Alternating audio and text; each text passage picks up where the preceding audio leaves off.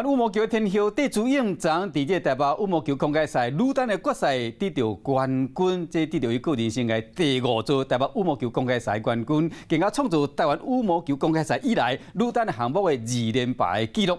副总统赖清德嘛到现场去祝福，也毋过无看到主办方，也就是台北市长蒋万安、民进党台北市议员呢颜玉芳讲啊，市政府因为决赛无台湾选手，才会让蒋万安临时呢变更行程。要么其实昨上无市场比赛有台湾的选手出战，议员你骂讲真正是有够闹气。针对这点，蒋万安呢无加讲，敢表示讲恭喜戴资颖，俄罗讲伊真了不起。满面笑容接受颁奖，台湾羽毛球选手戴资颖生涯第5摆伫台北赛摕到冠军，将奖牌留伫咧主办台北市。替伊挂奖牌的是副总统赖清德，也毋过主办市的市长蒋万安伊人咧。台北市府美术组前一天暗时伫咧媒体群组讲，因为并购25号下晡的2023台湾羽毛球公开赛的决赛无台湾选手出赛，市长取消原本的行程，该参加台德宫庙游景。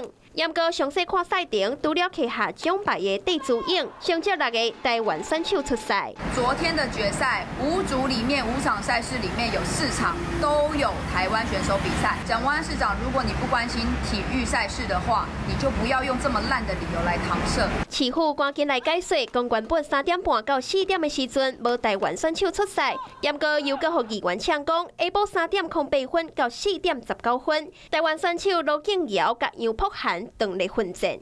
市长，昨天怎么没有去羽球公开赛？谢谢，谢谢。我们先到咱们市场。那个时间有这个台湾的选手怎么没有参加呢？谢谢，谢谢。当时还不知道赛程吗？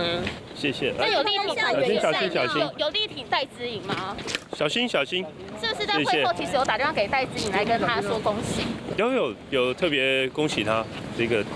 非常了不起。翻头来看，蒋万安25号行程，中昼12点，先向民众党的主席郭文哲甲国内民代，伫咧台德参加宗教的游行。下晡1点半来到大东区和市议员游淑慧来拜庙。选举相关的行程排甲填满满，也毋过摕到奖牌的运动赛事人数多好无到位，恐惊会伤到球迷心。大家好，我是林依文。想要掌握多元的新闻资讯，当然也包括体坛动态，就要锁定华视新闻频道，还有订阅华视的 YouTube 频道，按赞、订阅、开启小铃铛。